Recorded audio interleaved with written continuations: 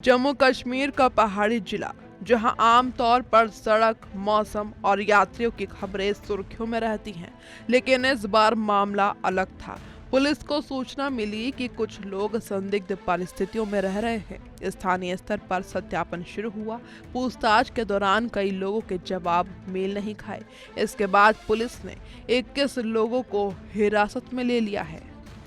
जांच एजेंसियों के अनुसार इन सभी के बारे में यह आशंका है कि वे बांग्लादेशी नागरिक हो सकते हैं। फिलहाल उनकी राष्ट्रीयता की आधिकारिक पुष्टि की प्रक्रिया चल रही है। दस्तावेजों की जांच की जा रही है और संबंधित एजेंसियों से जानकारी जुटाई जा रही है। पुलिस ये भी पता लगाने की कोशिश कर रही है कि ये लोग कब से रामबन में रह रहे थे, किस काम में लगे थे और इनके स्थानीय संपर्क कौन थे। अब सवाल उस रास्ते का जो सबसे ज्यादा चर्चाओं में है। बांग्लादेश से जम्मू कश्मीर की दूरी सिर्फ किलोमीटर का मामला नहीं है। ये कई राज्यों, कई पहचान जांचों और कई प्रशासनिक परतों से होकर गुजरने वाला लंबा सफर है। ऐसे मामलों में जांच एजेंसियां आमतौर पर 3 पहलुओं पर ध्यान देती हैं। पहला, सीमा पार करने का संभावित तरीका। दूसरा, यात्रा के दौरान इस्तेमाल किए गए दस्तावेज। और तीसरा, उन लोगों का नेटवर्क जो रहने, काम और पहचान की व्यवस्था कराते हैं। रामबन में पकड़े गए लोगों से पूछताछ के दौरान पुलिस ये पता लगाने की कोशिश कर रही है कि क्या इनके पास वैध पहचान पत्र थे, क्या वे किसी ठेकेदार के जरिए से यहाँ पहुंचे और क्या इनके दस्तावेज असली हैं या फर्जी तरीके से तैयार किए गए हैं। यही वो कड़ी है जो इस पूरे मामले को सामान्य सत्यापन से आगे ले जाती है। जम्मू कश्मीर में पिछले कुछ समय से बाहरी लोगों के सत्यापन अभियान तेज किए गए हैं, खासकर उन इलाकों में जहां निर्माण कार्य, सड़क परियोजनाएं और अस्थायी मजदूरी का काम बड़े पैमाने पर चल रहा है। सुरक्षा एजेंसियों का मानना है कि संवेदनशील क्षेत्रों में रहने वाले हर बाहरी व्यक्ति का रिकॉर्ड स्पष्ट होना चाहिए, क्योंकि पहचान से जुड़ी छोटी चूक भी बड़ी सुरक्षा चुनौती बन सकती है। रामबन का मामला सामने आने के बाद स्थानीय प्रशासन ने आसपास के क्षेत्रों में भी जांच बढ़ा दी है।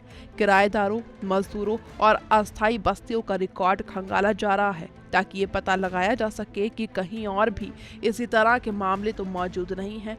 यानी अब ये कार्रवाई सिर्फ 21 लोगों तक सीमित नहीं रह गई, बल्कि पूरे सत्यापन तंत्र की परीक्षा बन गई है। पहली दिशा, दस्तावेजों की फॉरेंसिक जांच। अगर किसी व्यक्ति के पास आधार, वोट कार्ड, राशन कार्ड या अन्य पहचान पत्र पाए जाते हैं तो जांच एजेंसियां ये पता लगाती हैं कि वे कब बने, किस पते पर बने और उनके लिए कौन कौन से प्रमाण इस्तेमाल किए गए। देश के कई हिस्सों में पहले भी ऐसे मामले सामने आए हैं जहां अवैध रूप से रहने वाले लोगों ने फर्जी या गलत जानकारी के आधार पर स्थानीय पहचान हासिल करने की कोशिश की। इसलिए रामबन मामले में भी दस्तावेजों की प्रामाणिकता सबसे अहम जांच बिंदु बन गई है। अगर कागजों में गड़बड़ी मिलती है तो मामला सिर्फ विदेशी नागरिकों की मौजूदगी तक सीमित नहीं रहेगा, बल्कि फर्जी पहचान उपलब्ध कराने वाले नेटवर्क तक पहुंच सकता है।